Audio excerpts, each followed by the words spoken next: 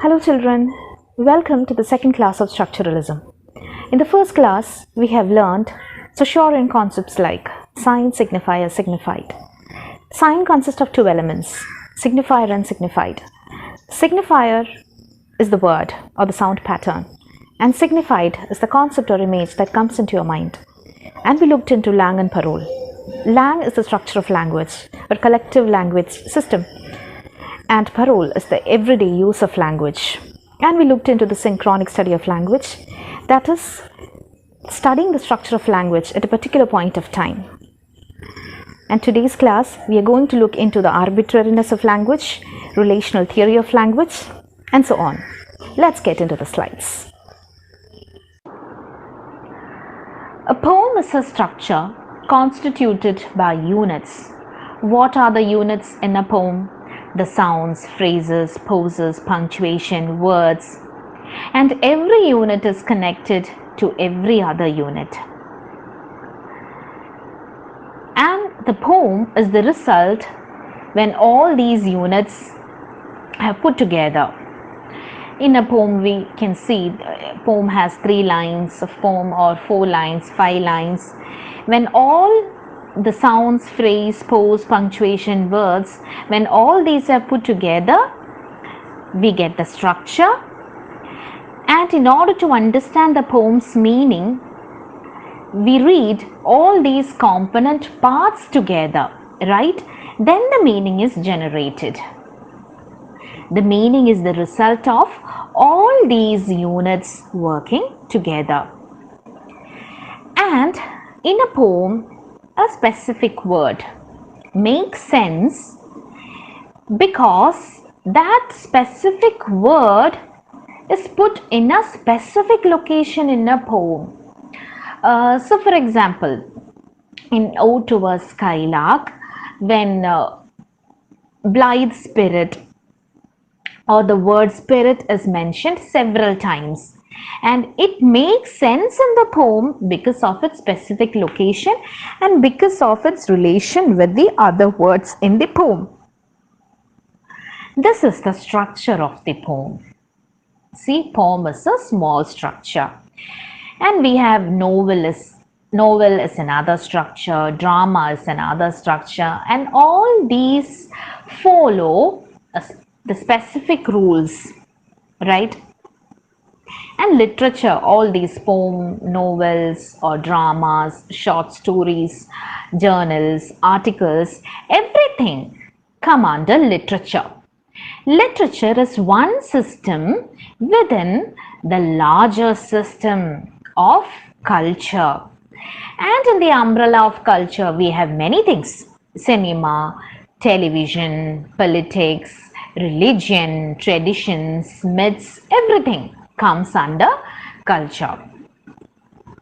And structuralism focuses on the relationship between elements of a structure that I told you, each elements, sounds, phrase, poses and all. Structuralism focuses on the relationship between the elements and which results in the meaning. And Saussure proposes a relational theory of language. What is that relational theory of language? That is, words existed in relation to other words. The words in a structure that exist in relation to other words. The word cannot stand by itself.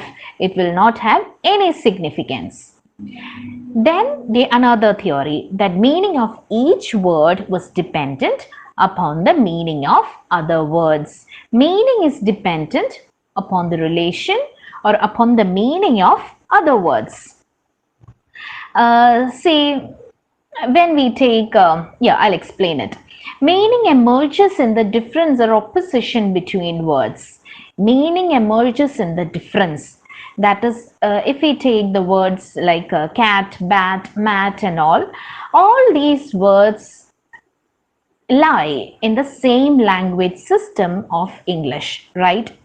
And they make sense only in being different from each other. That is, k at we have cat, b at bat, m at mat. All these signifiers have difference in k, b and m or whatever words, and they make sense because cat is different from bat, k is different from b, so we make sense out of this difference. We can recognize the word cat because we have other words like bat, mat, hat or dog or whatever it is. We can recognize a single word because we have quite a millions of words in our language system. That's how we recognize a word.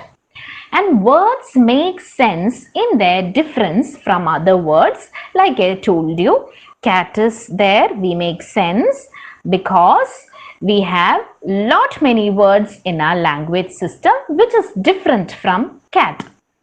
And words are related to each other in this form of difference. And every word is opposed to, or every word is different from another word, and this meaning emerges in this difference, and we take meaning out of this difference, because cat is cat because it is not bat, or because it is not mat, because it is not dog. Please keep in mind, we are talking about the signifiers. We are not talking about the signifieds or concepts. Like differences generate meaning. Next, we are going to talk about paradigmatic and syntagmatic relationship. Paradigms are words that are metaphors. Syntagmatic, it is that words follow a rule to make a specific sentence. Like the man cried, it follows a specific rule to make a sentence, to make a meaningful sentence. And it is related by closeness, being closed to each other. And in the word sentence, the man cried, you can put, instead of cried, you can put died, you can put sang, you can put drank, laughed, and we can see these words exist in a paradigmatic relation. We can replace these words. Similarly, man can be replaced by boy, girl, child, woman, and all. So these words, cried, died, sang, or man or boy, these words exist in paradigmatic relation. And the sentence, the man cried, it exists in syntagmatic relation. You are selecting the word cried from quite different paradigms. You are selecting the word cried among from sang or died or laughed, and we place side by side in the sentence, the man cried. So the relationship between sang, died, cried is paradigmatic relation, and the relationship between the plus man plus cried is in syntagmatic relation. Thus, Shaw talked about two poles, syntagmatic pole and paradigmatic pole. So in the sentence given here, the cow jumped over the moon. This sentence lies in syntagmatic relation. The plus cow plus jumped plus over plus the plus moon. It lies in syntagmatic relation, and together when it placed, it generates a meaning. But you can definitely replace cow with goat, cow with any animal, or you can replace it with you or any other word in the column. Thus, it gives you a paradigmatic relation. Then, to form a different sentence with a different meaning, it's generated. Like we can just create a sentence, the fish jumped over the moon, or Deepu jumped over the moon, like that. So the words exist in syntagmatic relation, sentence exists in syntagmatic relation, and the words in a sentence you can interchange with any other word that exists in paradigmatic relation. So this selection and combination, selecting a word from a lot of words and combining those words together, make the language. So the syntagmatic structure is the way words combine to make a grammatically acceptable sentence. And what is paradigmatic structure? It is choosing from linguistic options available within a syntagmatic sequence, or choosing any word which generates meaning. Cried, died, sang, all these are verbs, right? We selected the word cried and combined with the and man, and we generated a sentence. Okay, and I'll give you normal examples that we see around us.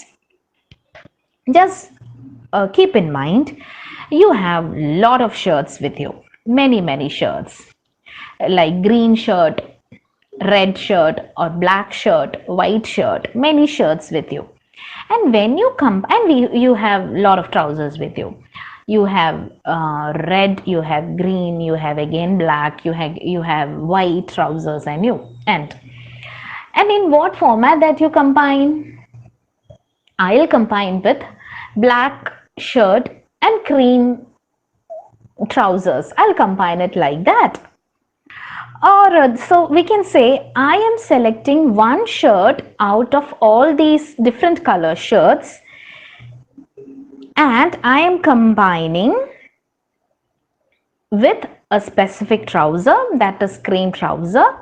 Then it becomes a syntagmatic relation. This black shirt and cream trousers, it comes in a syntagmatic relation. So similarly, in a party, when you are in a party, you have a lot of dishes there. We are talking about like chapati, appam, or parota, or whatever it is. All these are paradigms. Keep in mind, okay? All these are paradigms, different paradigms. And also you have different curries like chicken curry, you have mutton, and you have paneer or stew or aloo or whatever it is, potato, whatever it is. These are also different paradigms. And when we combine appam with mutton stew, and we get syntagmatic relations. Actually, we are doing all these paradigmatic and syntagmatic relations in our daily life too. We are just we are unaware. We are not just looking onto these things, or we are not calling these things by its name. But actually, we can say this exists in syntagmatic relation or in paradigmatic relation. So, the selection and combination together makes language. Selecting certain words and from set of words and combining those words together makes meaningful sentences, and that makes our language too.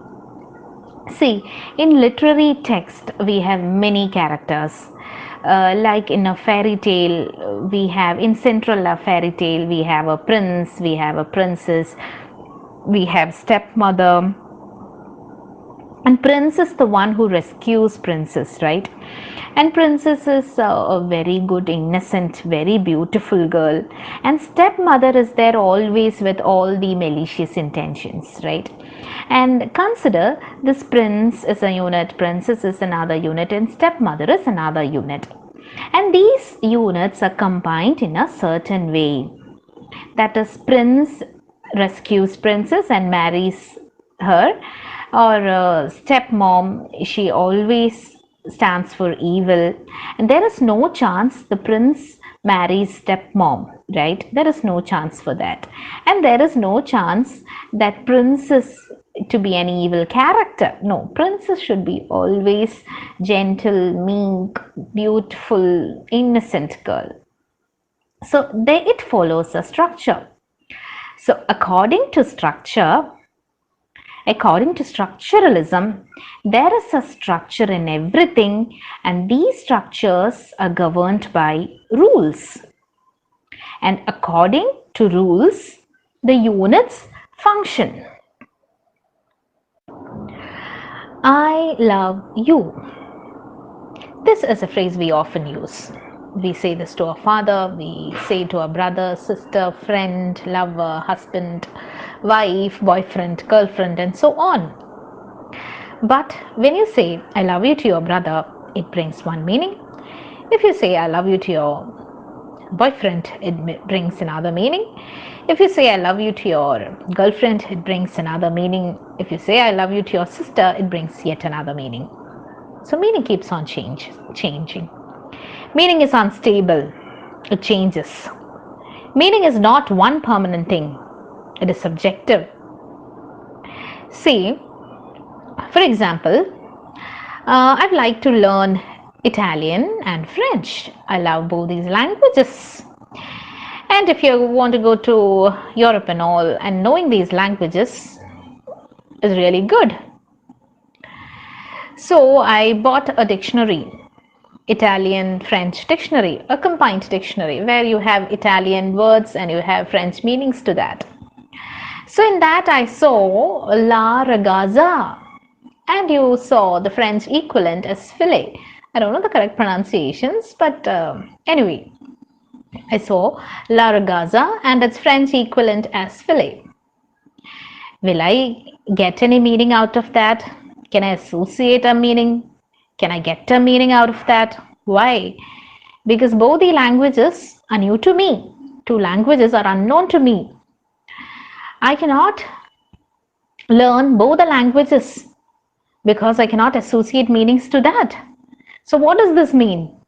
The word la ragazza, it's denoting another word filet here because I cannot associate any meaning to that. I don't know the language. I cannot associate any meaning. So this word actually denoting to another word only. La ragazza is denoting to another word filet only. It doesn't have a proper meaning where I can understand all of a sudden. I cannot understand it all of a sudden. The words denote another word only. Language like that is endless chain of signs. Communication is an unending chain of sign production. But see, in English, how you can understand a word? Because we have attributed meaning to that, not us, but by its community speakers in all these long years, given meanings, or they have associated words to certain concepts. Actually, a word doesn't mean anything. Cat doesn't mean anything. C-A-T, this word doesn't mean anything. മീൻ ഉണ്ടായിരുന്നെങ്കിൽ കാറ്റ് എന്ന് പറഞ്ഞ വാക്ക് തന്നെയായിരുന്നേനെ എല്ലാ ലാംഗ്വേജിലും ആ ഒരു ജീവിക്ക് നമ്മൾ കൊടുക്കേണ്ടിയിരുന്നത്. But we gave cat in English, we gave pucha in Malayalam, and we gave billy in Hindi. So there is no relationship between the word and meaning. There is no relationship. Meaning attributed through its use by the language users. So the signifier cat will not bring a signified.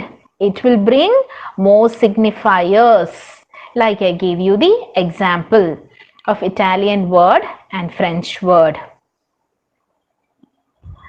So cat, you can call it as a lion, you can call it as a tiger. A word denotes to another word only.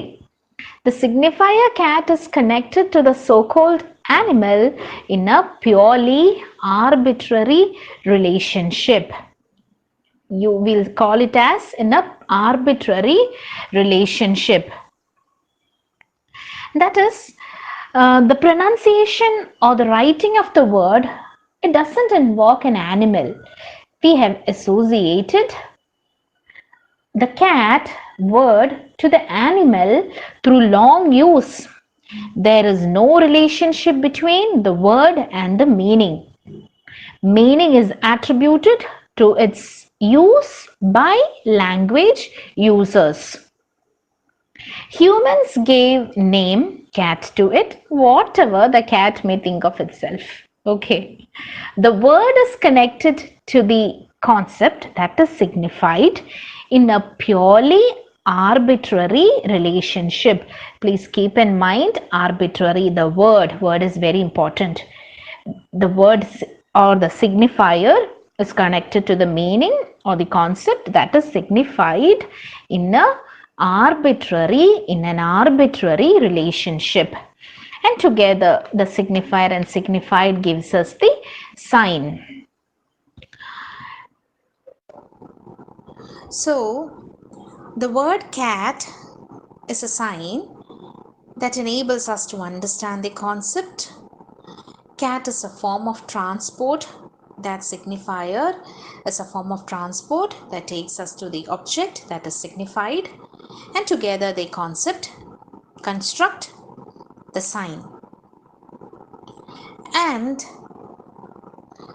so, in short, if we say, Shaw proposed that the link between the word that is signifier and the concept is based on the difference between sounds.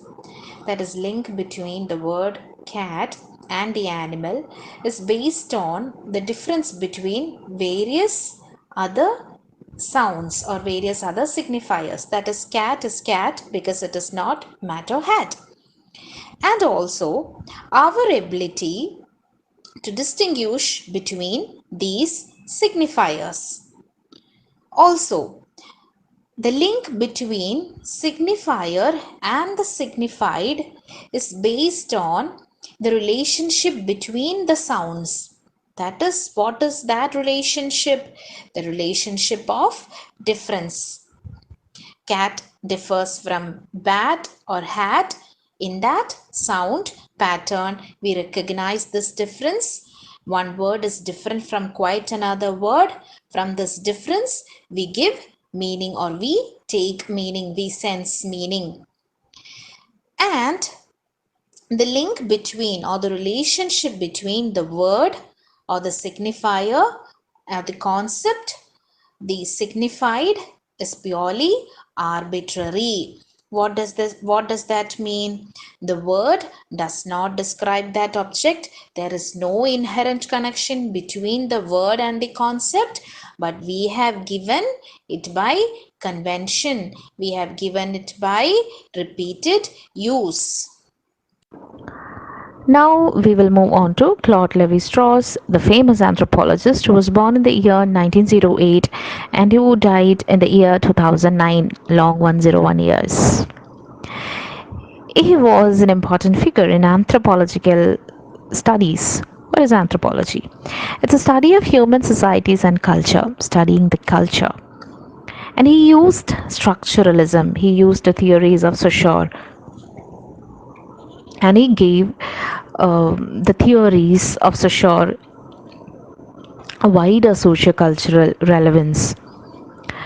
He used structuralism as a tool to analyze human society, and he became a celebrated writer after the publication of a memoir Triste Tropique. He believed that all social facts are embedded in necessary relationships. That is, all facts are in relationships. The basic relationship is that with nature and culture. The most basic of these relationships is the binary opposition between nature and culture. See, according to Hindu Vedic calendar, each person is related, a star of each person is related to an animal, a bird, or a flower. ഇപ്പോൾ ചില നാളുകാരുടെ animal എന്ന് പറയുന്നത് ചിലപ്പോൾ കുരങ്ങനായിരിക്കാം, അല്ലെങ്കിൽ സിംഹമായിരിക്കാം. അതുപോലെ അവർ ചില നാളുകാരുടെ, അല്ലെങ്കിൽ എല്ലാ നാളുകാരും ഓരോ ബേർഡുമായിട്ട് അസോസിയേറ്റ് ചെയ്തിട്ടുണ്ടാവും. ചിലപ്പോൾ കോഴിയായിരിക്കാം, അല്ലേ? അങ്ങനെ we can say each person is related to the nature in that manner according to Hindu Vedic calendar. So what does it mean even in pre-modern society, prehistoric times? nature and culture was understood. Consider human being as a culture and animal or plant or bird as nature. So we are related. The culture is related to nature. The person is related to animal, plant, and bird. That is nature. We are related. Culture is related to nature. And this is also the principle of totemism. Then Strauss talked about the relationships within a family. Within a family, we have father, mother, children, and all. And we are connected to the secondary family. That is, you can say that is uncle, auntie, and all, cousins, and all. And Strauss gave importance to secondary family relationships, which actually determine the identity of a family or individual. അങ്ങനെ അത് എങ്ങനെ പറയാമെന്ന് വെച്ച് കഴിഞ്ഞാൽ ഫാമിലിയിൽ ഇപ്പോൾ ഒരു ആൺകുട്ടി അല്ലെങ്കിൽ ഒരു പെൺകുട്ടി ഒരു ഹിന്ദു ഫാമിലി ആണെങ്കിൽ അവർ വേറൊരു റിലീജിയനിലുള്ളൊരു ആൺകുട്ടിയായിട്ടോ പെൺകുട്ടിയായിട്ടോ റിലേഷനിലാണെങ്കിൽ ഈ ഫാമിലിയിലുള്ളവർക്ക് ഭയങ്കര ടെൻഷനാവും. എന്തിനാ പേരില ടെൻഷൻ? മറ്റുള്ള ആൾക്കാർ അല്ലെങ്കിൽ എൻ്റെ അടുത്ത ബന്ധുക്കളൊക്കെ എന്ത് വിചാരിക്കും എന്നുള്ള രീതിയിൽ. So why it is like that? Nothing can stay isolated. Everything is connected. We are all connected. We get meaning in the context. The family gets meaning in the wider context of society. Family can be considered as a text and society is the context. Just like context become important in understanding the text. And when we move on to the structuralist analysis of text, we can see that when we move on to structuralist analysis of text, we can see that structuralism doesn't focus on individual texts but on the relationships between them. നമ്മളിത് നേരത്തെ മുതൽ കണ്ടതാണ്, first ക്ലാസ്സിൽ കണ്ടതാണ്. It is not focusing on the individual or isolation things. It is focused on the relationships as we saw it in the case of words. It cannot exist in isolation. It is always connected with other words, or it lies in the relationships between them. It gets meaning out of the relationships between the other words. So when reading Tempest, ഷേക്സ്പിയറിൻ്റെ ഒരു work വായിക്കുകയാണെങ്കിൽ, Tempest വായിക്കുകയാണെങ്കിൽ, we may have നമുക്ക് പെട്ടെന്ന് നമ്മുടെ മനസ്സിലോട്ട് ചിലപ്പോൾ ഷേക്സ്പിയറിൻ്റെ വേറെ ഒരുപാട് works വരാം, അല്ലെങ്കിൽ ആ കാലഘട്ടത്തിൽ എഴുതിയിരിക്കുന്ന പല പല വർക്ക്സ് വരാം. Similarly culture is also